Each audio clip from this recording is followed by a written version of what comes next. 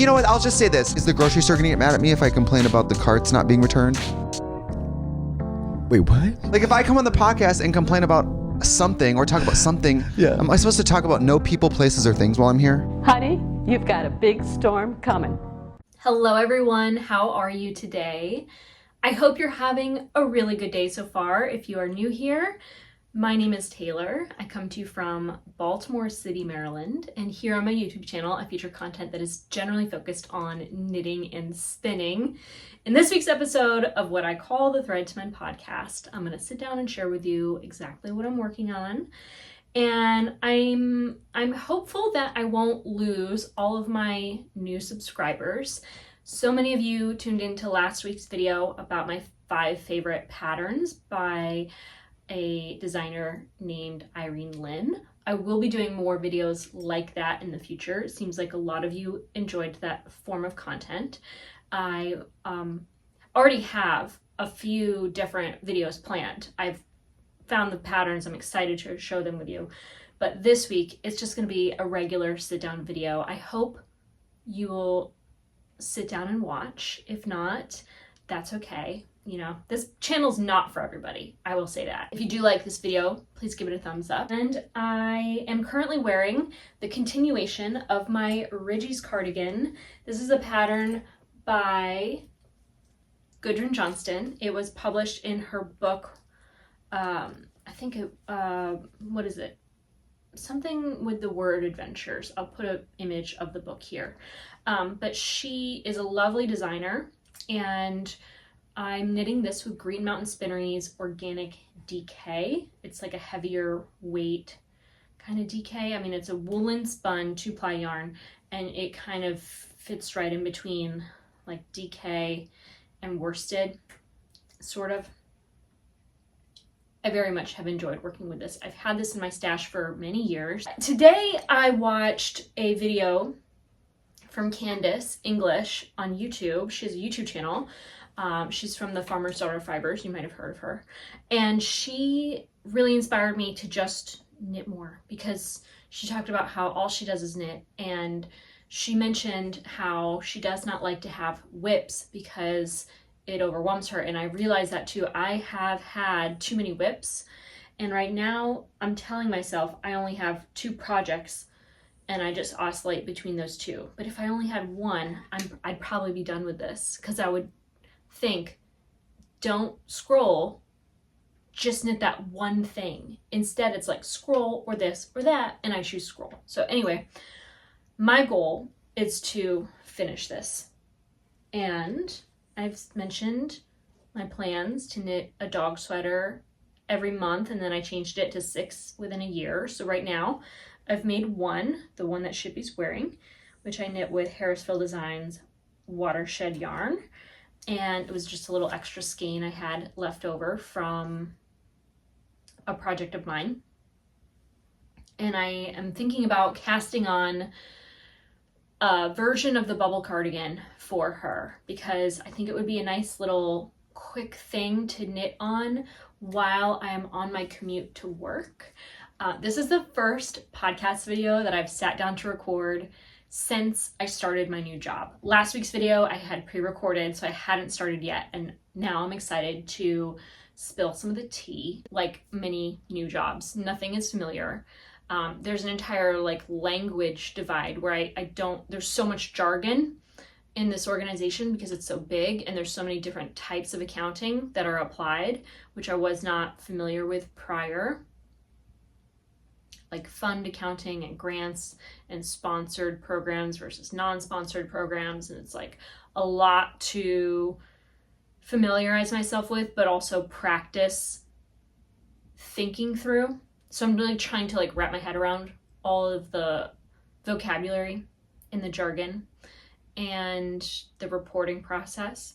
But soon I'll be like applying what I'm learning. And I think once I start doing the work, it'll be less mentally stimulating to a degree, I imagine, just because I'm a little overstimulated by the end of the day mentally. And I think that's why I've been scrolling instead of doing what I wish I had done, which is knitting. Maybe thrown on some Gossip Girl. Haven't watched Gossip Girl in like weeks. I'm in this like season 3 or 4 right now, and I'm just kind of like not enjoying the people that they are anymore. And so it's hard to want to watch the show. But many of you gave recommendations for things to watch, and I don't know, I got swept up in the Super Bowl. I loved watching the Eagles win. It was such a highlight of the year so far. And Kendrick Lamar's performance was incredible. I saw Serena Williams and I thought, I even said out loud, I was like, oh my God. And then I was like, no, why would Serena Williams be dancing at the Super Bowl? And then I felt like, of course it was Serena Williams, because you know her when you see her. Anyway, I am still working on this. The shoulder seams have been seamed as they were last week. 2 weeks ago? My goodness. Wow, I've knit even less than I thought, but that's fine. We're moving on. I've also been working on this project, which I have in a new project bag. It's new and it's not new at the same time. I'll explain in a moment. So I've been working on this Chained Oblivion cardigan. Are those cables not divine? Shibi has a way of nestling her head in the crook of your elbow, and you cannot move. Once she gets comfortable, you don't want to disturb her. But I have been really enjoying the making of this. I cannot wait to have it finished. I feel like it is going to be very nice to wear. It has been a colder winter than typical here in Maryland. We've had a lot of snow and icy rain lately, and the temperatures have just been a bit lower than what we're used to. And working from home now, I realize how energy inefficient our house is. And so I've been wearing almost every day that I'm working from home a wool sweater, and on top of that, an Icelandic wool cardigan, which I love. And it's like not enough still. So I'm very excited to have heavier, woolier things to wear and to be getting wear of them. And I think that this will be another garment that I can throw over any outfit I have on that day and love wearing it, and also feel a sense of warmth because it's been cold. Next winter's almost over, so we're not going to bother, but next winter we will once again put some plastic on the windows. We used to do it all the time, and then it was a mild winter, and then we got lazy and we hadn't done it since then, and I wish we had, because if you live in Maryland, you know BG&E is through the roof right now. They've like, our energy bill since last year, it's like up 30% in cost because they're just changing the rates on gas, I think. But anyway, I digress. It is cold outside and rainy and gross, and so I'm excited to be knitting when I'm not scrolling. And I have this project bag. Normally I throw my projects that I'm working on into this basket, and I'll have like 1 or 2 or 3 projects in a single basket. But my Ridgies is getting so large, and I like the basket because I'm usually knitting at night and then I just throw it in the basket by my bed and move on. But my Ridgies is so big it takes up the whole basket. So this is the new project bag for my current project. I bought it on YesStyle. It's YesStyle is a fast fashion website, but just ignore that side of it. I would not recommend the clothing at all, but they do distribute Korean sunscreen, which is the only sunscreen I wear, and I'll talk about that in a second because I feel like I need to proselytize Korean chemical sunscreen and share it with the masses here, at least while it's still available.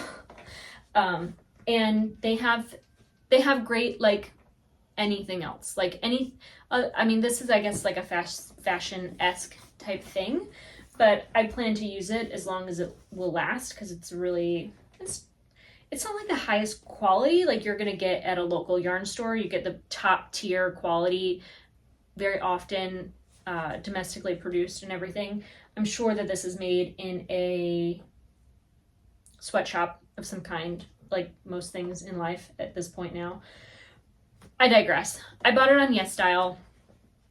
I love YesStyle. I try to not place a YesStyle order more than once a quarter at this point now, because I have a stockpile of the products I use there, and I will mention them because if you're buying one thing from YesStyle, you kind of need to buy 5 or more other things to get, number one, free shipping, which isn't even a high amount, but the products are so affordable, you gotta buy a lot of stuff. And you know, very often there's like a coupon code where you get 8 to 15% off if you spend a certain amount. So I'm always buying things, and I'm buying multiples of the same thing because I try to place as few orders as possible.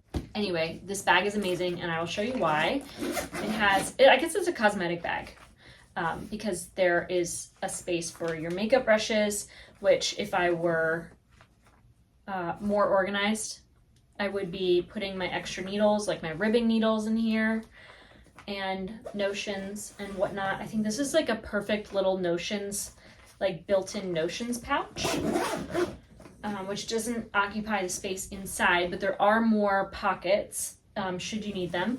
I love these like larger pockets for folding the pattern and tucking them away. Now, I use the PDF pattern on my phone, but this pattern has a instructions chart that you physically check off to stay on top of when you're decreasing the raglan shaping.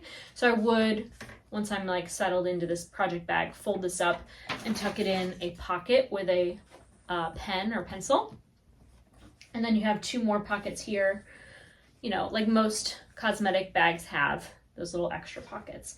And it has like a kind of a medicine bag, like metal structure inside that holds the bag open when it's unzipped, and then when you zip it up, it is nice and cute. I just love it. I think it's so cute, and it has this little handle, and the zipper is adorable.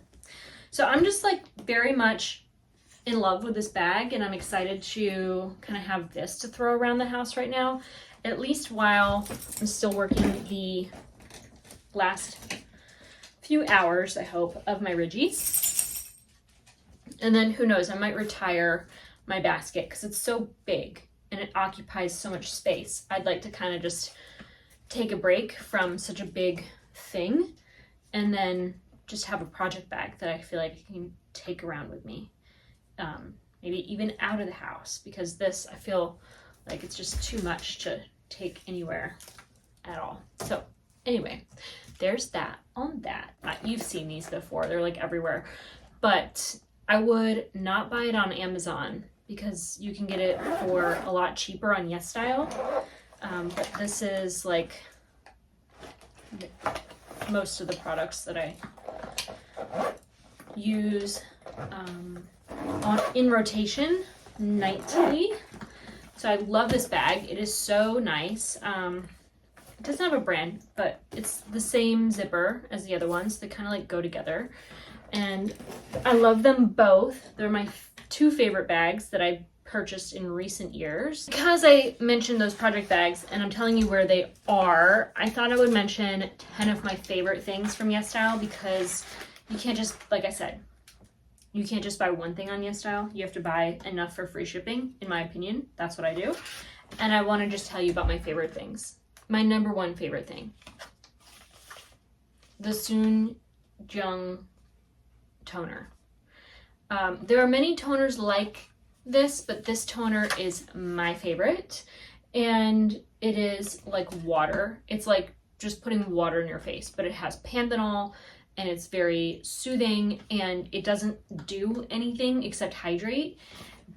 And with that, it hydrates the surface of your skin so much that if there's any dry skin that is accumulated on the surface overnight, like with cell turnover, it will ball up and just like fall off your face. Especially if you're using like a retinoid or you know, retinol product. So this is like critical number one hydration step. I know a lot of people don't probably even use toner, but I feel like it is crucial for me personally to use a very watery toner product. And it's weird because in the morning I do my skincare at night, and then in the morning I just rinse my face because I'll get like crusties in the eyes and everything, or like I might drool or something. So I rinse my face and I wash it with water, and then I dry it off. And then when I use this watery toner that's not just water, it removes so much more than water could. So I love it. It's great. And then there's two serums that I enjoy. One is a peptide serum, and this is my backup bottle. I actually used the first bottle of this a while ago. I'm just checking the expiration again in case it's here. Yeah, all my products will not expire until 2026 or 27. So that's why I'm comfortable buying backups, because it takes quite a while for YesStyle orders, number one, to ship and then to arrive, because it's shipping from across the globe. So you have to be patient. Like, don't expect your order for like 3 weeks at least. And also you want to make sure that you're looking at the estimated ship time. A lot of things are 24 hours or 1 to 3 days. If it's more than that, a lot of the times I just remove it from my cart and move on. But anyway, I hadn't opened this, but now I have, so I guess I'm gonna have to add it to my spreadsheet. But this is the 6 Peptide Complex by Mary and May. It is just a hydrating serum. It looks like nothing. It feels like nothing, but it is very hydrating. And hydration is key. I'm looking at the ingredients now to just refresh my memory. Glycerin, blah, blah, blah. It does have copper peptide 1, although I think it is, and this is like a peptide serum. So when you're using like a copper peptide, you don't want to layer that with vitamin C because they cancel each other out. So be mindful of that. But I think that the volume of peptides in a serum such as this, which is very affordable, it's like a cat sneeze amount in the bottle. So I don't know what research is out there on peptides and whether they are effective or not. I like to think that they are, and I enjoyed the serum. And again, it is hydrating. And I just applied that to the back of my hand, and it's like, it's as if it weren't there. It doesn't feel slippery. It doesn't feel greasy. It doesn't feel like it's gonna pill or anything like that. One criticism I have of toners is that they will very often leave a bit of a film that then will pill under other creams or moisturizers or sunscreens, and this does not do that. As far as I've known, it's never done that. If you have acne or like inflammation of any kind, like rosacea too, I know azelaic acid, there is research backed science that it is good for. Actually, I'm not going to open this because I haven't opened one, but this is my backup bottle. I wanted to show the packaging, I guess.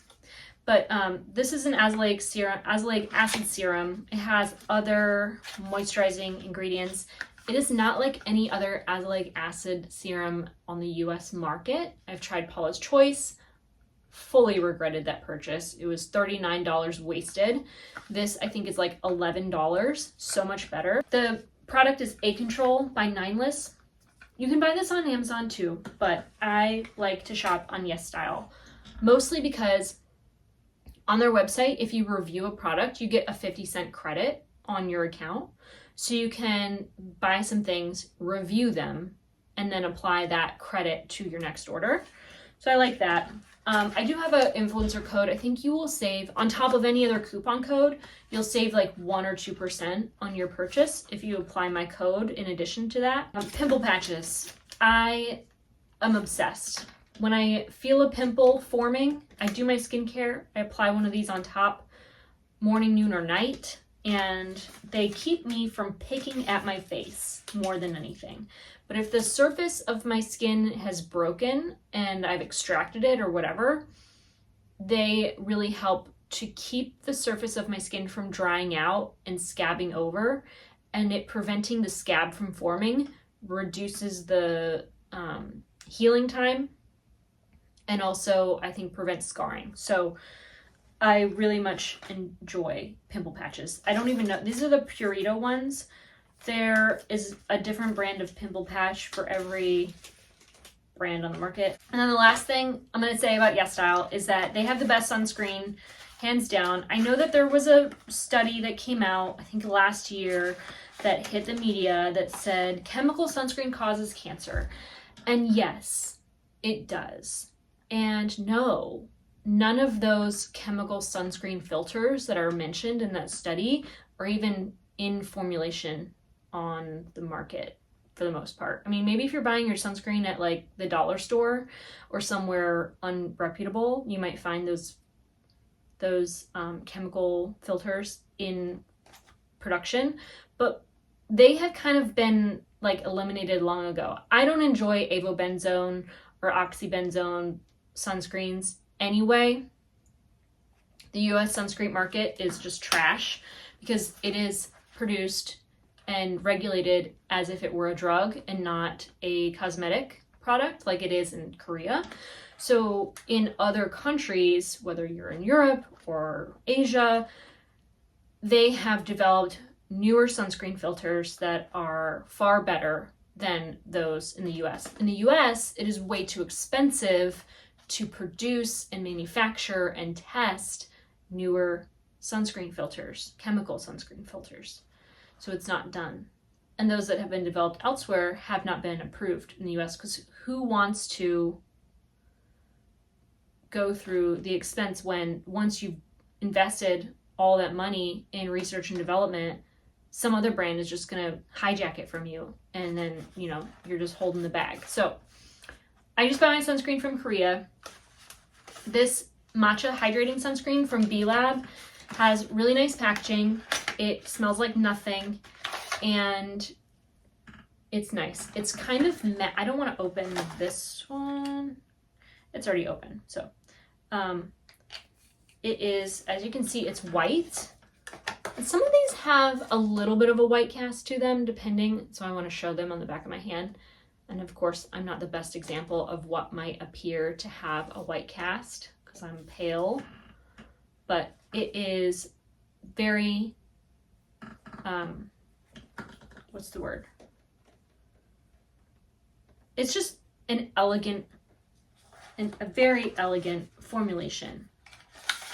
Very affordable. And all of these are so much more affordable than any product on the US market. I don't know if I will ever, or I don't know if I will ever buy anything else. So I like the B Lab. It's more of a matte sunscreen. So if you don't want to look shiny, the matcha hydrating is great. I have that kind of set aside for summer because I've kind of missed my summer glow. I've been using my other tube of the Cynic. So it looks like this. I don't think this one's open, but this one has a little bit more. See, that one dried down, like it's not even there. And none of them pill under makeup that I've noticed. But this one I've been using, and it's a little bit more of a hydrating formula, and it gives you like kind of a glowy look if you're not wearing makeup or powder over top of it. This one I'm excited to try. It's from Face Republic, Purity Sun Essence. All of these are SPF 50+++++, which if you're in the US, we don't use that plus system, but I think that that is a measure of UVA filters versus UVB. So I'm going to give this one a little bit of a try. And I haven't used this one, so I can't tell you if it leaves a white cast or not. This one feels a little bit more slippery than the matcha. It has a fragrance to it, but I don't know if it is a fragrance or if it's some sort of, I don't know. It smells kind of like nothing. But this one does have a little bit more tackiness in the dry down. So I'm very interested to learn how this layers underneath cosmetic products. And then this one too, I bought this without having tried it before because it is water resistant. And that's something that I noticed about, like, I no longer use the Beauty of Joseon sunscreen because I found that when I sweat, I can feel it, I can just feel like my sunscreen just slipping around my face. Like I could just feel everything moving underneath my makeup. And I wanted something that would just kind of like stick and stay in the hot summer months. So I bought this water resistant one, and then this one markets itself as a waterproof sunscreen. This one does have fragrance.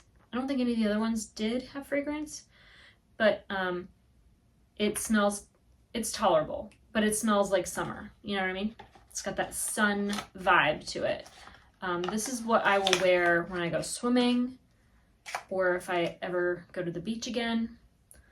But it also doesn't leave like a white cast. It blends in, like they all blend in so quickly. And the scent is not bad. It's kind of floral and fresh and very, not beachy, just kind of floral.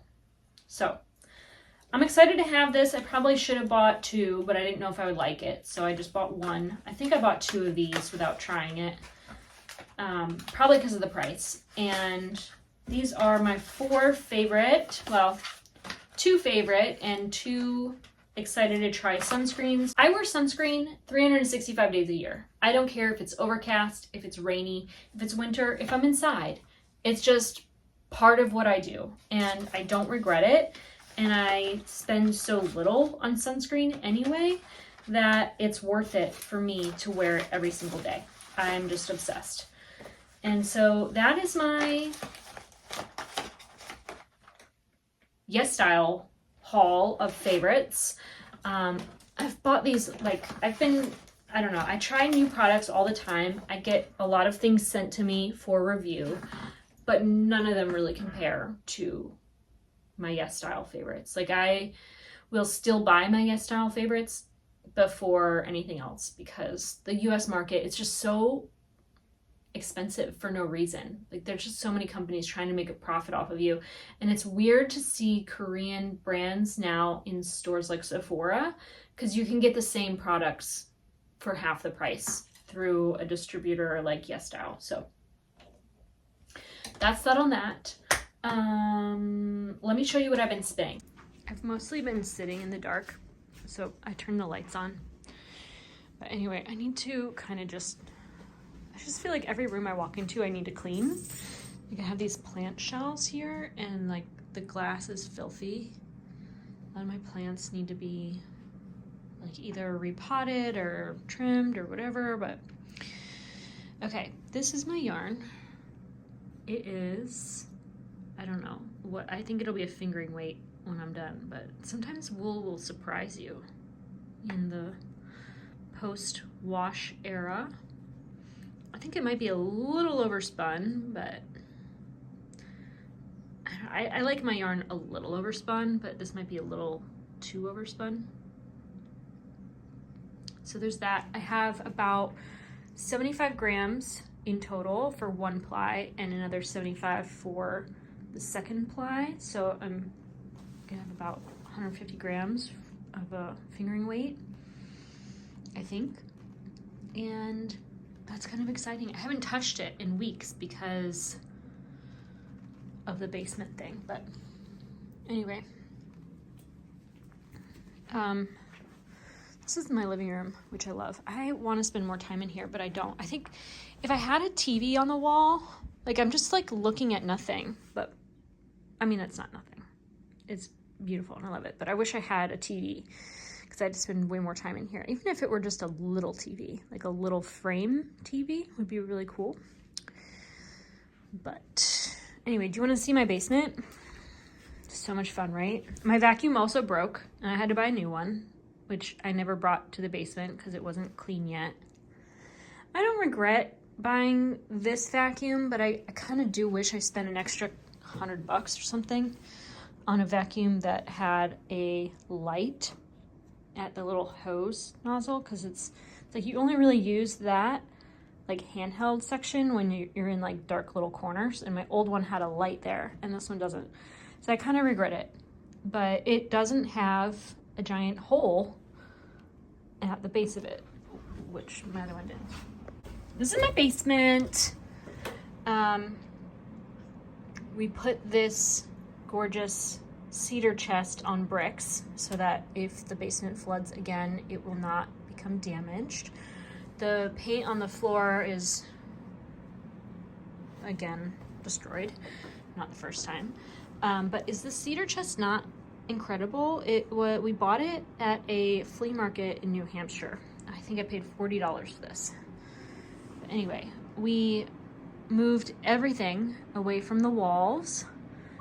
We put that corner back, but everything else is still in the middle of the room. The only area it didn't flood, and we disinfected the entire floor. And yeah, it was a extraordinary amount of work, and I'm glad it's over. So there's that. I have all of this stuff I'm gonna go through it and either repack it away in a more space-saving manner or take things to the thrift store. I went through a fake flower phase. I don't know what came over me. I mean, it was the fall season, I think, mostly, but I just have a lot of like floral stuff that I don't know if it's my thing. I'm a bit of a maximalist. Right, Scab? But I'm not sure at this point now if that's the case any longer. And like I've been holding on to this shredder because like when do you know when you need one? I don't know. I think I'd rather have a shredder than not have a shredder, but at this point I'm just like a little bit over the volume of stuff I have in storage at this point. So I need to go through all this, and I'm actually going to do some laundry today and start to put my stuff away. I have some laundry to do, more laundry to put away, and I'm going to go through my basement and just get it together. If you want to find me on social media, my name is Taylor E. Owen on Ravelry and Instagram. You can find me as TaylorEOwen blah blah blah blah blah on Blue Sky, which, why are the handles so long? I don't understand it. It's like so overwhelming to see so many characters all at once. So anyway, Blue Sky, that's what's up. And I hope you all have a wonderful day, a wonderful week, and that you take care. The other day, we heard Hakeem Jeffries say to the press, we have no leverage. They have the presidency, they have the House, they have the Senate. We have no leverage. And then it was reported he went off to try and mend fences with these billionaire crypto boys in California. Here is AOC articulating the same dynamic, but doing it in a different way and using, and in fact, she's not going to say we don't have leverage. She's using leverage because she knows they have a reconciliation bill they want to pass, and they want to keep the government from shutting down. And she knows how to use the leverage despite the fact that the Democrats don't have. Listen to the way she articulates this. We should be very clear with the American people that the House is governed by a Republican majority, the Senate is governed by a Republican majority, and the White House has a Republican president. And if they want to pass their agenda, Republicans need to conjure up the votes for them to pass their own bills. That's it. That's the way you take the exact same set of facts that Hakeem Jeffries does, and you use it for leverage rather than saying it's that because we have no leverage. Put up this Axios reporting. Closed door meeting for House Democrats yesterday included a gripe fest. Okay. Can you guess where the gripe fest is? Are they saying, hey, Hakeem Jeffries, why are you going and meeting with all of these crypto guys when our country's literally under assault from them? Hey, Hakeem Jeffries, why are you going out there and saying we have no leverage? Why would you say that? What? And the gripe fest is directed at, liberal grassroots organizations, sources tell us. Why it matters. Members of the Steering and Policy Committee, with House Minority Leader Hakeem Jeffries in the room, complained activist groups like Move On and Indivisible have facilitated thousands of calls to members' offices. Good job. Oh, are you getting calls from your constituents? Are you getting calls from your constituents? Oh, is that true? The Democrats said Jeffries himself is very frustrated at the groups Oh, interesting language. who are trying to stir up a more confrontational opposition to Trump. Are you kidding me? This is how they're going to exercise their leverage? This is what they're going to spend their time on? Nah, we've got to stop the Trump administration from doing this. Nah, we've got to make the Trump administration pay a massive political price for this. Not, we've got to hang every action by Elon Musk, who's unpopular, around every neck of a Republican lawmaker in every district, in every state across the country. No, it's... We've got to stop the groups from doing this. People are concerned that they're saying we're not doing enough, but we're not in the majority, said one member.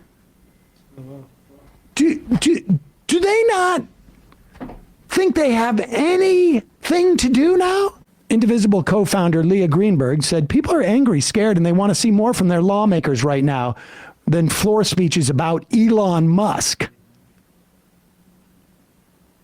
Indivisible is urging people who are scared to call their members of Congress, whether they have a Democrat or Republican, and make specific procedural asks. In other words, no votes for anything. None. Take your photo off of Friends of Doge websites. Stop going to Silicon Valley and courting more billionaires who are pissed that they're not in on the gravy train that Elon Musk has. They're complaining that their voters are too activated. If they can't do anything, then what difference does it make if their offices are being flooded with phone calls? Is it interrupting what? Their coffee breaks? Donor calls. Put up these numbers. Put up Richie Torres' number. Call Richie Torres and apologize for being so aroused, as Chuck Schumer says. I want you to call Richie Torres' office in D.C. and Bronx and say, I apologize as a Democratic voter for being so aroused about what's going on. You guys carry on. I'm just calling to provide you support. Sorry, we're so aroused. What's the Washington number for Richie Torres? I want to apologize.